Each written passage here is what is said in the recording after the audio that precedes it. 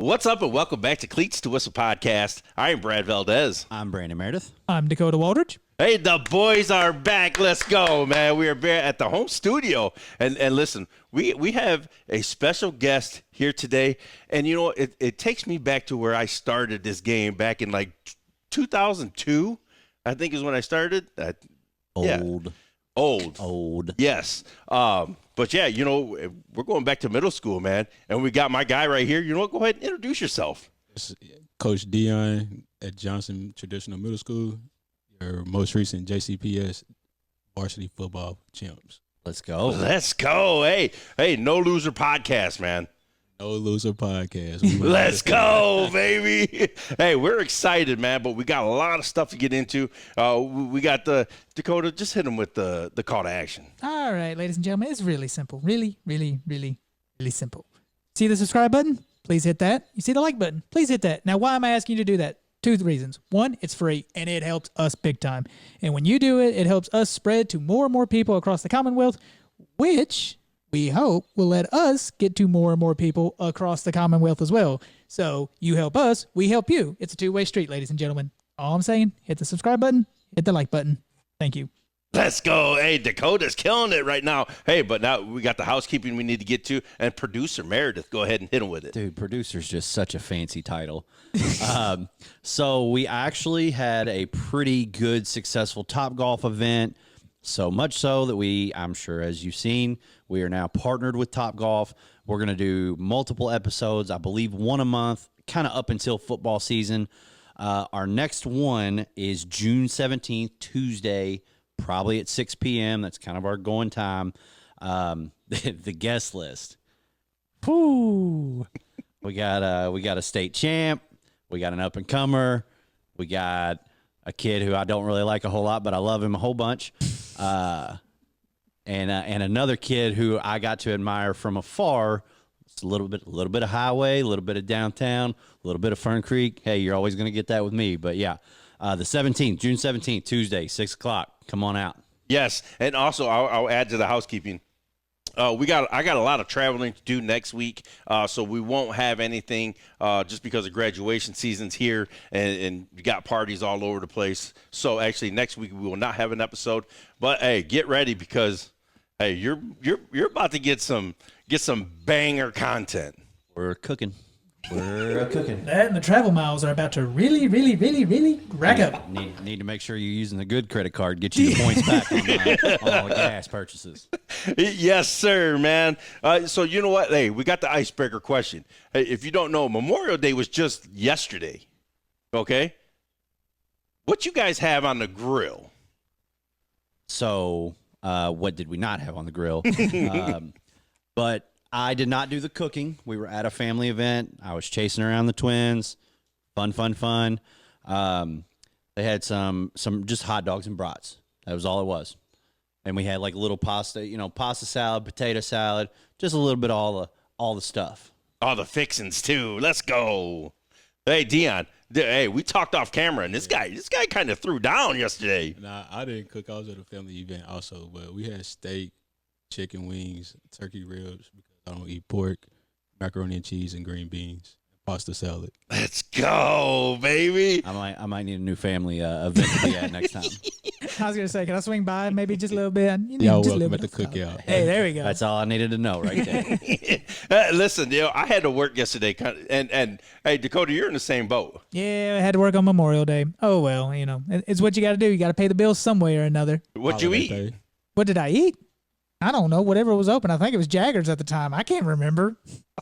I ain't mad at that, though. Let's go, baby. That was good what you ordered. My double cheeseburger. I mean, I got to at least somewhat get a burger in on Memorial Day. But, yeah, no, burger and fries, just keeping it nice and simple. What about you? You didn't even answer. Because I worked. I worked literally 12 hours yesterday. So I got home, and I had, Gina made – we had some leftover salsa. I should have saved some for you. We had some hot stuff, man, and we just used it all on some chicken nachos. You think you know people, you think you're friends, then they tell you some stuff like that. Just a shame. Hey, and you would have liked it because it was hot. Maybe we'll get through the rest of this podcast together. I don't know. Hey, do you like hot salsa? Yeah, love it. Do you? Yes. Okay, shoot, man. Hey, that might be a thing, man. Our guests, and you know, I pay this guy over here, producer Meredith. I lost my salsa plug. My best friend's family moved to Louisiana, so I didn't get any more homemade salsa. So like third, fourth time being out here, I was like, hey, your wife kind of throws down in the kitchen. You all make homemade salsa? He said, oh yeah. I've put a harming on that moonshine or mason jar. Mason jar. I say moonshine jar. Yeah. That's the county in me. I was just gonna say a big old mason jar full of it, and I mean it's probably a third left, if that. And you're talking 2 months ago. I put a hurt on some salsa. Let's go. Well, now I know. I knew we need to make you some hot stuff. So hey, be ready because it's coming. It's season here. Hey, the peppers are in season, so woohoo! It's gonna be good. I'm in, but hey, we got to talk some football. Yeah. We do. We need to give some flowers out. We were last Wednesday. Listen, there's a whole story behind last Wednesday of why I didn't get the vlog out. Okay, it was a mess. So let's just say that real quick before. But listen, the Lady Eagles. Hey, show some love, dude. It was a fun time. I walked in with little to no expectations. Just the girls 7-on-7, like, okay, you know, let's see what it's about, right? And pretty quickly, I think it was like the first 2 drives kind of stalled out, and then it was just like an explosion of like just, I mean, they were going hard. I saw a girl from Assumption like shoulder check somebody after catching a little swing route. I mean, Nakia Campbell, who Coach Downey had mentioned, you know, being an 8th grade stud and hit that white button all 8 times. I don't care. Like, she is a dog. And if the game grows the way it will, I could see her going somewhere really special. Yeah, and you know what? Deion right here, you know, and I'll give some flowers real quick. Watching Katie coach, yo, fiery coach, man. She didn't get a call. Remember? We seen it. We were laughing, man, because the girl stuck out the ball, and then, well, you know, Deion, once you stick out the ball, it's where the ball is, right? And she got the first down. Katie didn't think she got it, so she like threw her clipboard down. Yo, it gave me goosebumps, man. But the thing that she did at halftime, 5-minute halftime. Yes, and I guess they had fumbled kind of some mesh point handoffs, had maybe 2 or 3 fumbles, and fumble, dead ball. Like, regardless, it doesn't matter. Fumble, dead ball where it's at. So she saw that, got out there, grabbed her quarterback, grabbed her running back, was like, all right, you all work on this for 3 minutes. Like, I guess she addressed the team, then addressed that, and then I was very impressed with the coaching. That's great coaching right there. I was very impressed with the creativity that North Bullitt had. The second game didn't go their way. Mercy is mercy, and they got athletes. They had one little defensive like lineman rusher who I don't know if an old lineman touched her the entire night. She was just shifty, understood angles, starting, and I mean she was giving Miss Campbell a headache the entire night. Yeah. Yes, and you know what? Hey, Nakia Campbell, whoa. 8th grader hanging out with these you know varsity teams, man. But she ain't hanging with them. She is very much a forefront at the state. Right.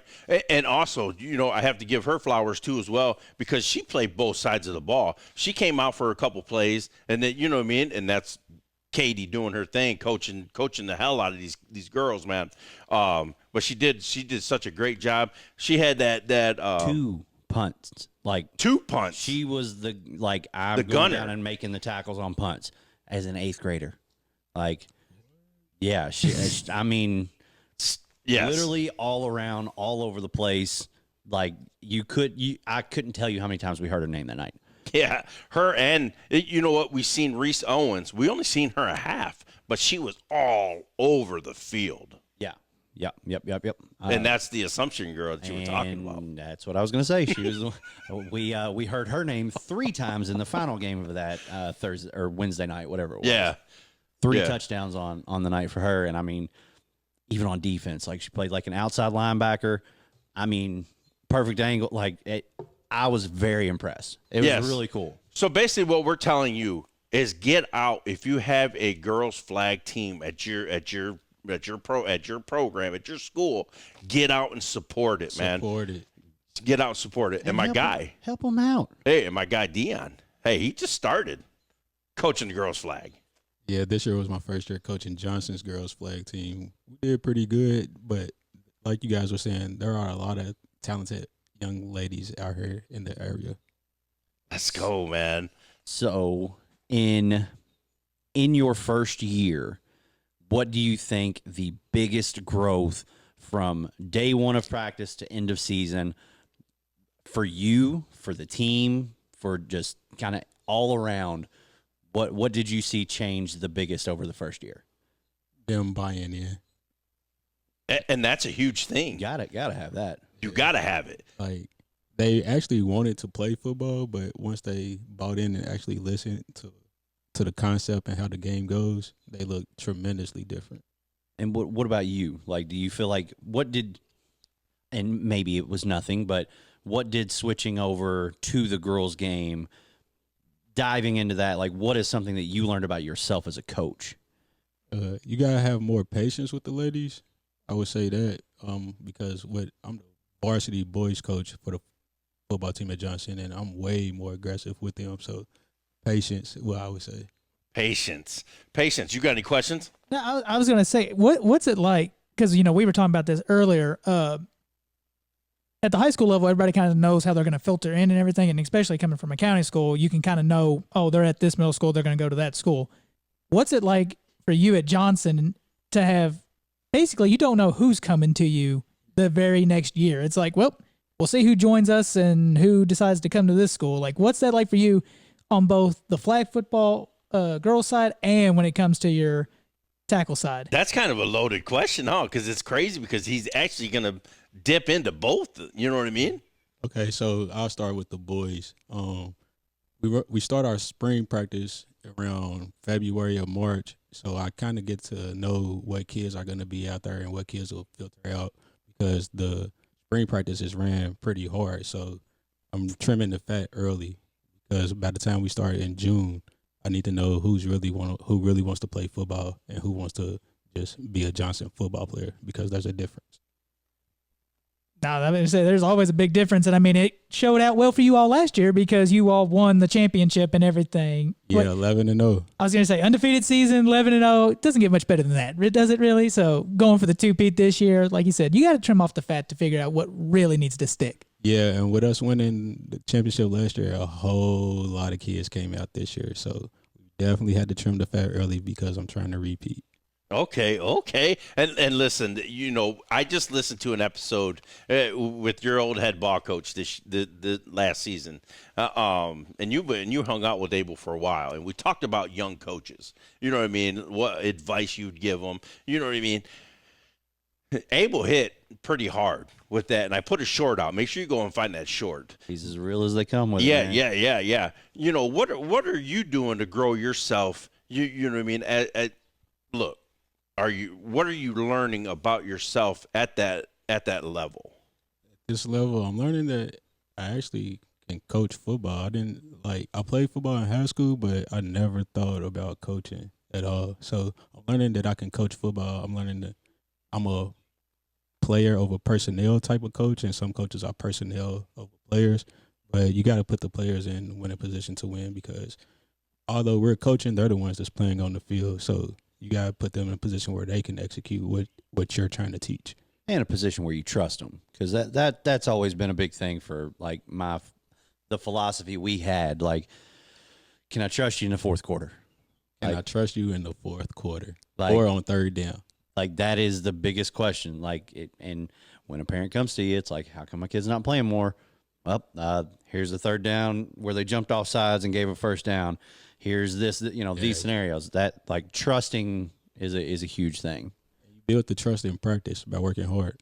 There you go. And what are you working at? Like, are special teams? Are you working? I'm the offensive coordinator, so I'm really this offseason. I've really been trying to focus on learning defense. Like, I know defensive fronts, and I'm the quarterback coach also. So I teach the quarterback about the box and how to read the box, how many people's in the box. But I need to learn like different coverage schemes, I guess you could say, because I did struggle with a team this year. I'm not going to say what team it was, but I did struggle with a defensive coordinator this year, and I don't like that.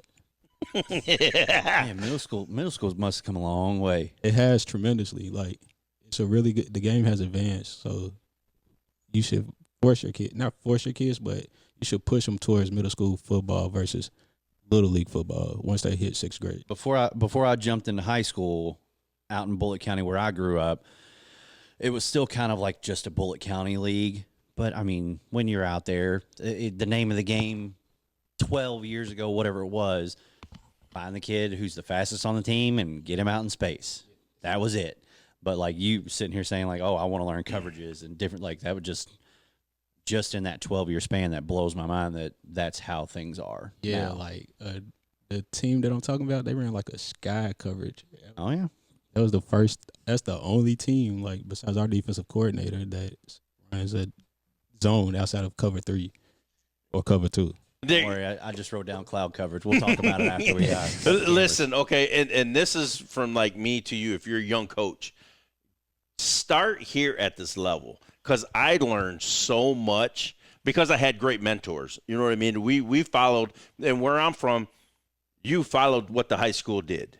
So I ran wing T for the first 5 years. That's my offense. Yeah, and then we ran spread because we switched to spread. You know what I mean? But I learned so much on that because I was a D coordinator. So you have to learn the front, you have to learn the backers, you have to learn the back, you have to learn every phase of the game when you're at the middle school level. And it's hard when you're talking about the city, because I can't just go to Newburgh and say, hey, Newburgh, here's what we do this, here's our playbook, because we don't know that those kids aren't going to go somewhere else, and potentially they might know something. So even when you've got a kid as a freshman, you don't know if he's going to be there as a sophomore. Exactly. That's true. We That's never true. gave out physical playbooks. It was all memory based. Same here. Yeah. I like it. What does your staff look like? Okay, we have a full staff, but a lot of schools don't have as many coaches as we have. We have a defensive line coach, a lineman coach. We have a running back and linebacker coach. We have a head coach. We have the offensive coordinator, and I'm the quarterback coach. And then we have a DB and wide receiver coach. How many kids? How many kids are in your program? Last year we had about between 35 and 40. This year we'll probably have 70. Oh, So, I mean, you're whoa! I you're was not almost ready for that. talking- I think you had about 8 coaches right there. You're almost talking about one coach for every 9 kids. Yeah, So you've got to have people that And it can makes kind a of handle difference. that many people. At the makes a same time, tremendous especially difference. kids that age, because they're dumb and they want to play and still trying to kind of get through that. yeah. That growing up You phase. think that, but this is like one of the purest ages to coach, man, because they want to be coached. If they're there, they want to be coached. So that's the difference. That is, and I feel like once the kid sees that they can trust you, they'll run through a wall for you. And all my kids will run through a wall for me at Johnson. Well, not only me, they'll run through the wall for any coach, because we pour so much into them and we tell them how much we care. But not only do we tell them, we show them that we care about them. Like, we're not just teaching football, we're teaching them about life. But football is the game that we're using to teach them about life.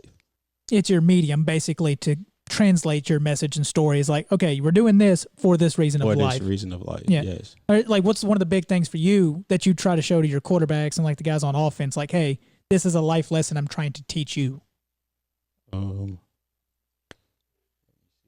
I write a quote every day before practice. So let me. Oh, so you're a quote guy. Yeah, I give them a quote every day. Let's It's on the go. board every day. Like, the first quote is, when we go back on June 3rd, our first quote is, "Remain the king of the mountain."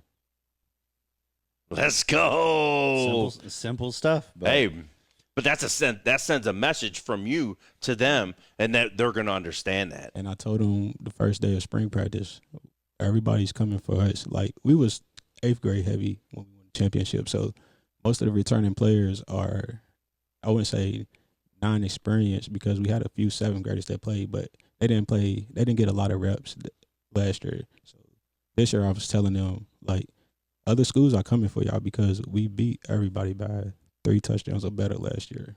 except for 2 teams.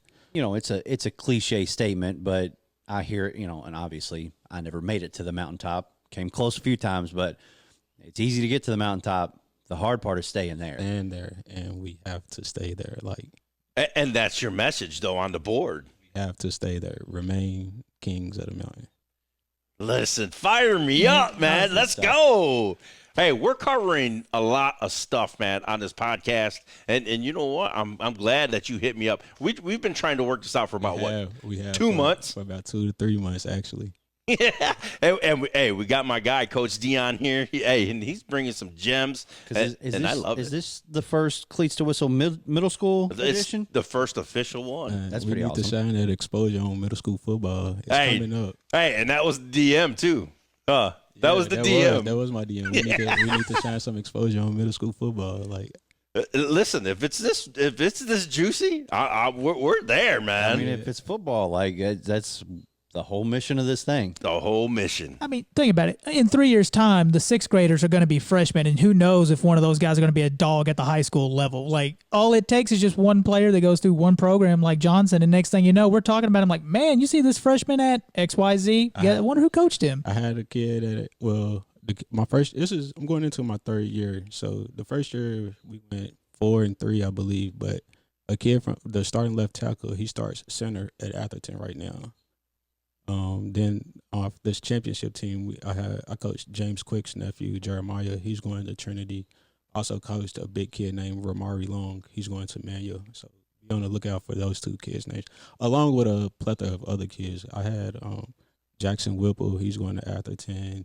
Victor Smith. He's going to Butler. Dayton Spalding's going to Butler. Sean Stringer Watkins. He's going to Jeffersonville, I believe. And Grayson Taylor Swine's going to Butler. So, See what I'm saying? Like, you can't just earlier, go, you can't just automatically assume that just because they're in your area, they're coming to you. And our feeder school is Butler. So Let's go, baby. Hey, Coach G, let's go. Hey, I played for Coach G when I was a freshman at Ballard. Yeah. okay. Hey, dude. Hey, he was on the pod. Fiery, man. I love Coach G. Juicy, Legend. dude. Legend. Yeah, he's a Listen. legend. Let's go, man. So give us the landscape of middle school football, right? Because we're Johnson's at the top, Okay. baby. yeah. Hold on, Let's go, no. baby. Yeah, Johnson's at the top now, but like I said, I'm going to enter my 3rd year. So my first year, it was all JCTMS, Westport, and Du Bois. So Johnson just entered the conversation, but we're here to stay. I'm going to let that be known. But, yeah, to piggyback off the landscape of it, outside of those 3 schools, that's who was winning the championships. So I'm not sure, like, I don't even know how middle school football was going before up to 3 years ago. I couldn't tell you. But since I've joined it, TMS, they run a pretty good program. I'm not sure what they do there. I know they get a lot of good athletes. Westport has a good program. But over at Johnson, the difference with us is we use Butler's facility. So we do plyo work in the summertime. We do spring conditioning. I can't tell you everything, but don't give him the playbook, yeah, baby. I can't give it a playbook, but we really working hard. Like, we didn't just win that championship just to win the championship. Like, those kids worked hard from January through November, and that's what the results were. I love it. That's pretty solid. But what made you want to go to the middle school level? Like you said earlier, at that age, that's the purest form to teach a kid how to play football. That's when they either just start falling in love with football or they just started playing.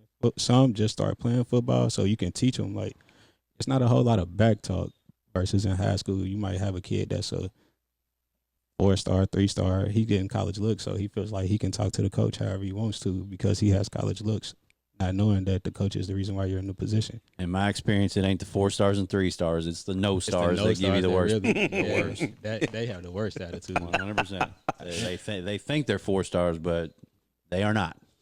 Yeah, I love that answer. It's because you know you can coach them, and you know what I mean. It's like, I hate to say this, but it's like their nuts drop and they're like, "Let's go, baby." Coming into their bodies. That's my quote to them. Drop your nuts. Like, you're a boy. You drop him. There's no reason to be scared. He got pads on just like you got pads on. If you hit him, you're gonna have to do something for the girls now too.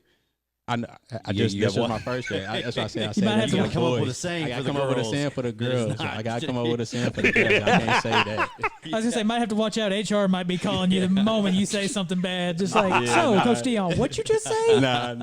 I'm not gonna say that to the girls. I keep that. I'm just under saying wraps. he's got to come up with something a little I different for the definitely will. girl. I definitely will. Trying to help our guy out. Make sure. Hey he man, knows. hey, this is already a good episode, man. We're just kicking it here, man. Hanging out with Coach Deion. Hey, it's been an honor, man, for real. And you got any questions, I've man? got one. Hey, this guy's he's the quarterback coach of the podcast. man. I've already wrote down 2 things that I want to talk to him about after this is over.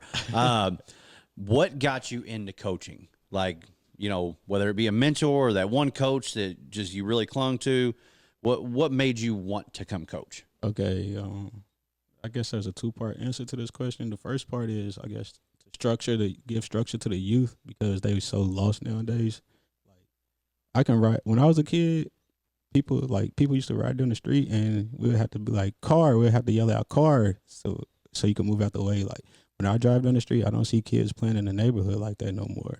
I used to play football in the street. I used to play football outside. Like when I was a kid, I was outside from sun up to sundown. I never wanted to be in the house.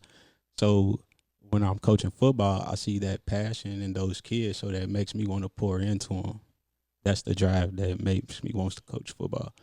And my mentor, I have a couple of them. Little league coach John Ferrito. I just met him 2 years ago. I was coaching Kentucky's FBU team, 6th grade FBU team, and we qualified for nationals. And then he lives in Florida now, and he came to a game.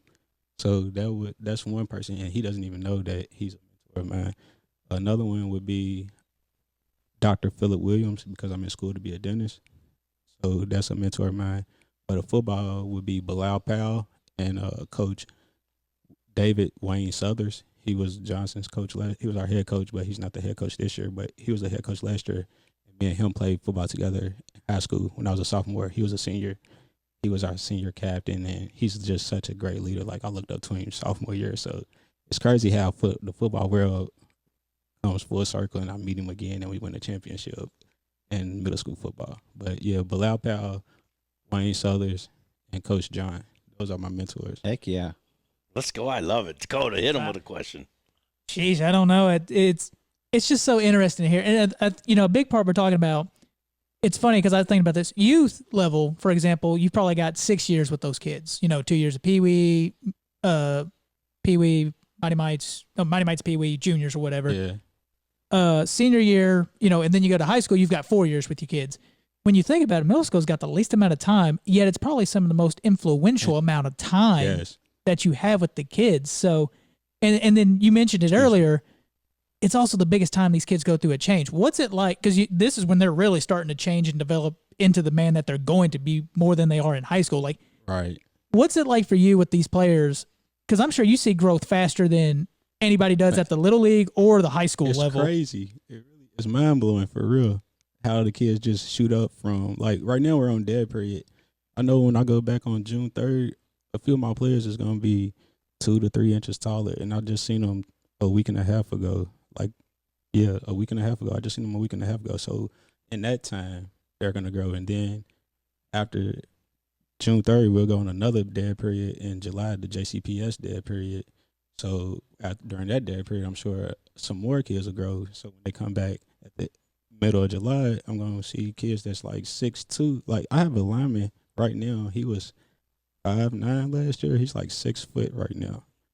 Sheesh. The growth, because you see the sophomore to junior and then the junior to senior growth. It's just as amazing at the middle school level. I mean, you got to think they come in from 5th grade, like you're saying. They come in. Some of them probably a little chubby, still got baby fat on them. Yeah. And then, they might hit like a 6 to 8 inch growth spurt, lose all the baby fat. And then it's like you're looking at a grown person. Looking at you're looking at a skill player. And then you look further down the road, and it's like they're not even done yet. Like, their bodies are going to transform so much. But you get 3 years. And I only get 3. But so, like, since this is I'm entering my 3rd year, I have 3 6th graders that played my first year at Johnson. So this is like my first true class that I see from 6th grade all the way through. And that's the one I was telling you about. One of the linemen was like 5'9". He's 6 foot now. I have another lineman that's like 6'1". Then my starting center is probably 5'10". So I got a big line that I'll have on my 8th grade roster. Let's That's a go. good problem to have. It's a great problem. Yeah, I had the biggest line last year. So okay. So let's get into some fun questions. You know what I mean? Are you a superstitious guy or routine guy? I used to be superstitious. I just grew out of that kind of sort of. But for my routine, like on game days, I wake up at 6. I meditate, eat breakfast, and then so around 7:30, I start heading towards the field. If we play at 9, our players have to be there at 8 anyway. But if we play later, I'm just there scouting. Okay. Nice So and simple. like, why did you grow out of like the superstitious? You can't pray and worry. Oh, let's go. That's a fact, man. Okay, be like a pregame meal for you, or like the night before. You got like a meal you would eat. Oh well, we have a team meal. See, that's what I was saying. We run our program like a high school program. We have team dinner on Fridays with our football team dinner and walkthroughs on Friday for varsity because our JV plays on Thursday. So not everybody gets to play varsity. So we reward those varsity players with team dinners like you do once you get to high school. You got a team meal. Well, in high school you play on Friday night, so you had a team meal and then you rest, walk through, and it's game time. So for us, we have the team meal, walk through, watch film or watch a movie, and then we send them home or tell them to go watch a high school football game. And we see them Saturday morning. Who facilitates the meal for you? Is that just like your mom's? Team parents. Team moms? Yeah, Okay. team moms. Gotcha. Okay. Or either team moms or Shout out like them. the school will sponsor it for us 1 week, or the coaches will pitch in and order pizza 1 week. Okay, there we go, man. And that's great team bonding too, as well. You got double the players now, so that pizza budget Yeah. is going up tremendously. That budget's going up. Well, that and also, you know what I mean. Them JV cats see that. And the team bonding is to piggyback off of that. Yeah, there's no cell phones once you enter the building. So school lets out at 2:10, 2:20. We start walkthroughs at 2:45. Once we enter the cafeteria, you gotta put your phone up. Everybody puts their phone on the table, and you can get it once the event's over. Let's go. We talk off camera about the young coaches coming up in the game. You know what I mean? And we kind of question it, like, are they really in it for the true reason of these young men? Yeah. You know what I mean? And you fire me up, man, because you seem like you're just that dude, man. Yeah, I'm doing it if I'm not gonna do anything I don't want to do. Like, I'm doing this for the kids. I don't do this for my status quo. I do this to push the kids forward. Like, the youth is the future, and I'm trying to help kids' dreams come true. So whatever your dream is, I'm gonna push you towards that. Like, these little kids playing football, a lot of them won't play college football. I have a kid that's at Manual. He said that when Bilal Powell came and talked to us, Bilal asked him did he want to go to the NFL. He said no. I talked to that kid at water break. I said, I don't care if you don't go to the NFL. I don't care if you want to go to the NFL. Just make sure you go to college. You make sure you go to college for free, so your mom and dad don't got to pay for it. That's all I want. And I can tell you're just, your demeanor is very low. But every time you've talked, you're banging the drum for Johnson, Yeah. but you are not banging. You're not screaming like, "Look what I did." Yeah, no. And that's kind of what Abel said in his little snippet. Like, everything you've said has kind of been, "We do it this way. We do it this way." Like, you're, because it's not me. Yeah. Nobody's bigger than the program, and that's what's on our game day shirts. Nobody's bigger than get with the program. Nobody's bigger than the program. Let's go. Come on, Chopper. I'm just amazed because you don't really expect this out of a middle school program. Let's face it. I mean, I think some parents sadly treat the middle school program for like football. It's like, send my kid there. He'll be babysit or something like They do. that. They do. Yeah, And we ain't practice just the middle 4 schools either. hours. We practice for 4 hours over the summertime. So, like, you might think it's a daycare, but them boys is in there working for 4 hours. We got chalk talk. Like, it's a lot of learning that's going on at Johnson's program. Like, if you're in elementary school and you're in Johnson's district, you should apply for Johnson. It's the new Johnson, not the old Johnson. Let's go, man. And dude, I'm so pumped up about this episode. It's because this is what we try to do. We try to tell your story. We try to get your story out there, man. That's what this podcast is about, is to bring awareness to Johnson Traditional. Let's bring awareness to middle school football.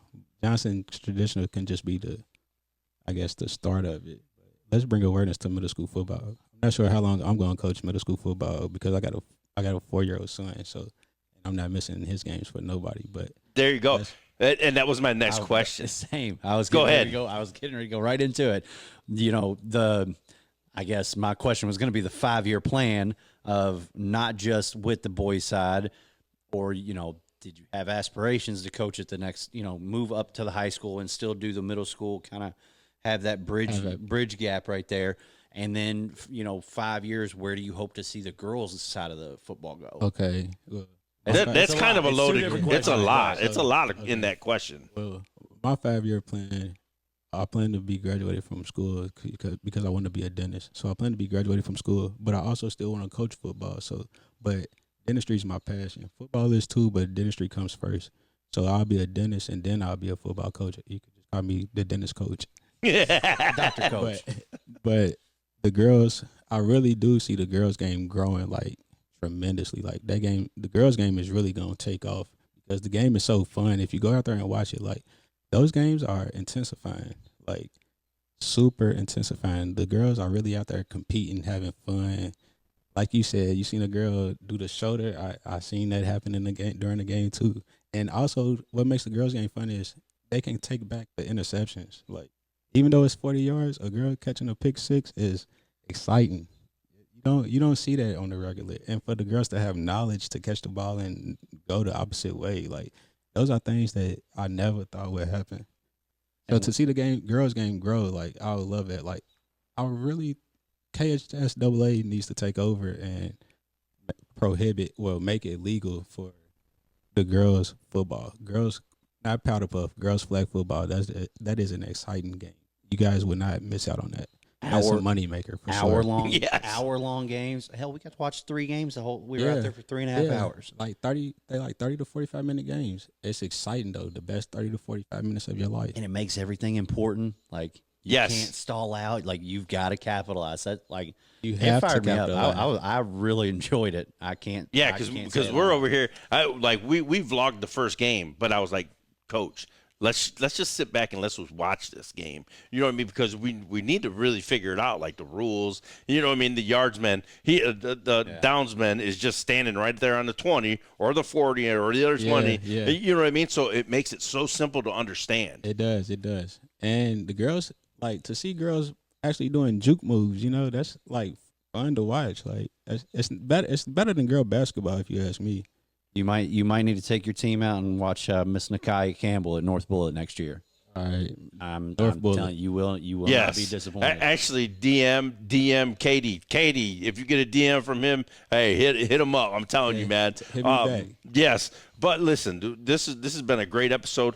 But you talk about your son or your kid. Was it son? Yeah, I have a son. Okay, we always talk about the game being in a rough spot with the head stuff and all that. When are you going to let him play this game? Man, like he wants to play football right now. Like I asked him a couple of weeks ago, "Do you want me to sign you up for flag football?" He said, "No, Daddy, I want to play real football." I'm like, hold on, I said, "You're too young. You're not ready yet." He said, "Okay, I'll play flag football, but I want to play real football." So he really wants to play. He's been around this since he was 18 months. Like he's been out there practicing with. He be in the house saying, "Damn," said motion.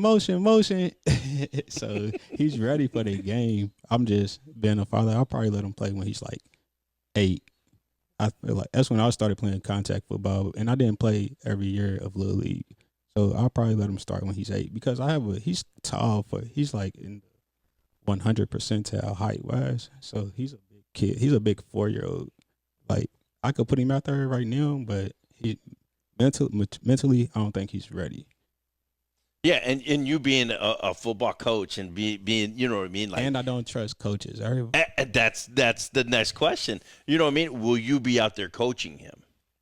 That's the thing I ask myself all the time. Do I want to be a father in the stands or do I want to be a dad coach, and I think I want to be in the stands, like just to enjoy it, because I know how I am as a coach, and my dad coached me when I played baseball, so I know the type of pressure that it puts on you, and I don't know if I want to put that pressure on him. I think I just want to be in the stands and whistle when he's messing up or yell his name. I think I just want to be a parent after this coaching, because I might go to high school and coach, but I don't know. I don't think I want to coach my son, but I do want to put him in the right staff. Like once he starts playing football, although I know what's going on, I need his coaches to actually be coaches and not just want to not do it for their status. You know, like actually teach and coach football. Like Basically, you like want them, you want him to have a coach like you, or a coach like I had, or you had. I Exactly. think it's solid. You can still do both, right? Like you're talking about a 4-year-old right now. You've got plenty more football. Hopefully, if your son stays with it, try it out in the stands, and if you see something you don't like, I think I'm gonna try it out in the stands. maybe you take it over the And next pull year. a You know? Deion Sanders. I think I read a story. He said he did the same thing. He said he tried it out in the stands, and then he seen that the coach wasn't doing it right, so he just took over. So I think I'll do that. You got plenty of time to figure all that out. I will, but for right now, I'm just winning football games at Johnson. Let's go, Okay. baby. Fire me up. So you kind of backpedaled on me there. You said now I'm winning games at Johnson. We was talking about me coaching my son. That's why I said that. There you go. Yep. So you painted him in a corner. That was on you. What are you doing now? Hey, I got to give him a little jab here and there. Of course you got to. Hey, this is football. That's one thing. That's another thing I think people don't realize. And I'm sure at the middle school level, you know, that kind of jab and like you start to learn a little bit about brotherhood. I think at the middle school level, because that's where Yeah. you start to. I'm not gonna say like pick on, but it's like you kind of learn. Oh, you can kind of razz like, come on, dude, why'd you do that? Or you start to build the real sense of a camaraderie and a team together at the middle school level. Camaraderie. That was our team word last year. Yeah, you can kind of bust balls with your buddies, but when like when it's go time, When it's go time. when it's Johnson versus whoever, we're in this together. Yeah. But it's like being a big sibling. I can pick on my siblings. Yes. You cannot. Big brother. Yeah. Each That's one what it teach is. one program. Like we call the eighth graders. The eighth graders are the big brothers of the football team. So they make sure the younger ones are doing what they're supposed to do in the school building, at practice when coaches are talking, or if I'm at practice going over offense and the teams behind us, the big brothers, they're the ones that's supposed to watch the younger crowd. And if the younger brothers are acting up, then the whole team's in trouble. Let's go, There you man. Set the stand. Hey, the standard is the standard. standard, The baby. standard is the standard. Let's go, man. Okay, now we got to end on try to get some bulletin board material, man. Oh, Who- boy. Who's that team that you're going to circle on your schedule? JCTMS, that's our rival, so they're always circled on the schedule. Everybody circled because we circled on everybody's schedule, so we know everybody's coming for us. Just know we gonna be ready. You circle that big fancy name at the top of it that says Johnson. That's the circle. That's the circle. That's the program that you need to be at. Yeah, King of the Mountain. and tell everybody the quote again. The program, or get with nobody's bigger than the program. Nobody's bigger than a program, and then what are you going to put on the board? Remain kings of the mountain. Remain kings of the mountain. Let's go, baby. Yes, Fire me up. quote. Dakota, you got last question? Okay, to kind of tie this all into football, high school football, what's it like for you? Because you were telling us about some of the players that you've coached and Yes. all the different places they go to. What's it like for you on a Friday night? Like, I'm sure you're cheering for your kids, but like if they start facing each other, it's like, I'm starting to run into that problem this year. So Yeah. I don't know what I'll do. I don't know whose sideline I'll be on. But maybe I'll just stand behind the goalpost. just split it in half. Just, yep, Yeah. I'm here. I'm Yeah. gonna stand behind the goalpost. But it's a great feeling seeing like kids you coach grow and become good football players. Like they was good when you coach them, but you can tell that they took their game to the next level. Like they actually working hard now. You can see them getting bigger and stronger by hitting the weight rooms and getting the right nutrition plans. I have 3 kids at Trinity that I coached the boys 7-on-7 team my first year. So they got 2 state championship rings, going for 3 during their junior year.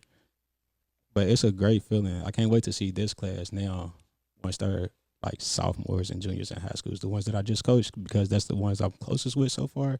I can't wait to see what they do in high school. Let's go, Brandon. Last question. Oh gosh, I think I've already used up all my I questions. think I did too, man. I'm just fired. Hey, this was a hell of an episode, man. And you represented Johnson Central or Johnson Traditional. Yeah, not Johnson Central. I know. Johnson Sorry. Traditional. Johnson. I coach some kids from Johnson Central in FBU. That's a good program. Yeah, that's a great program too. Ooh, go ahead. we'll talk later about that. Ooh, okay. Maybe we'll talk about that later. Maybe. Okay, man. But no, instead of a last question, man, get out, support your middle schools. I mean, this is a heck of an episode, heck of a coach. Didn't know him from Adam walking in here, and I'm thoroughly impressed. Like you're saying the right things, and I can tell you got passion, man. I'm rooting for you. I'll do my best to come catch y'all. Yeah. I'm gonna send you guys our schedule once it comes out. You guys come check us out for sure. I say y'all mostly play Saturdays, right? That's the middle Saturday school. mornings, yeah. There you go. Last comment. Go Jaguars. Go Jags. Let's go, baby. For a Hell sec- of an For a episode, second, I man. thought he was going to say go Fern Creek. That's just my that's my mindset. I was like, oh yeah. Hey, phenomenal episode. Make sure you comment, like, and subscribe, and share this episode out, man. We are taking the city by storm this year, man. We are actually going across the state. We are bringing messages from all over, and for you guys to really understand what these coaches are, who these coaches are. It's just been a phenomenal experience. This is our first, hey, we're touching everything, man. We're going girls flag. We're doing middle school. Hey, we're here. Ain't no tippy toeing off the diving board, buddy. We're Ain't no Peter Pan tippy-toeing off off the Peter diving Pan board. off that thing. We're in it. Let's go. Hey, but like we always say, everyone has a story. We're here for them to tell it. Cleats to Whistle podcast. Let's go.